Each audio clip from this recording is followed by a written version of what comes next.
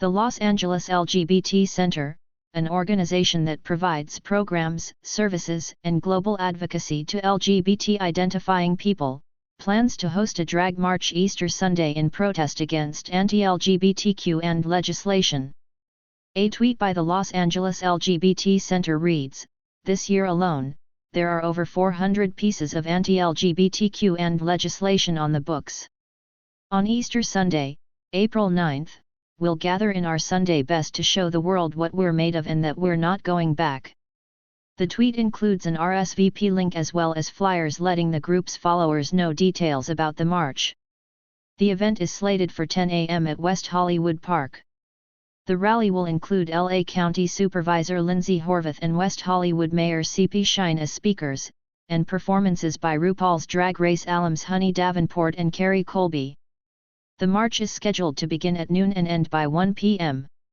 The Los Angeles LGBT Center also provided a list of other organizations that partnered with the group to help them create Drag March LA. This Easter, more than 1,000 Angelinos will gather in their Sunday best for a strut down Santa Monica Boulevard, the website states.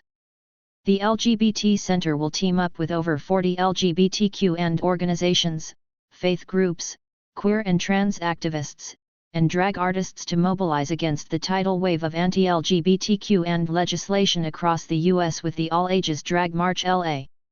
The organization has received backlash from many critics on Twitter in response to the march.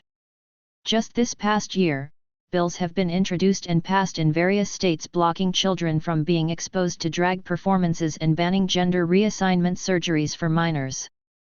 Currently, around 15 Republican-led states have implemented legislation to reduce or ban drag events. Florida has passed legislation to ban medical treatments related to gender-affirming care for children, including sex-changing surgeries. However, some families sued the state arguing that the law was a violation of parents' rights to be able to make medical decisions for their children.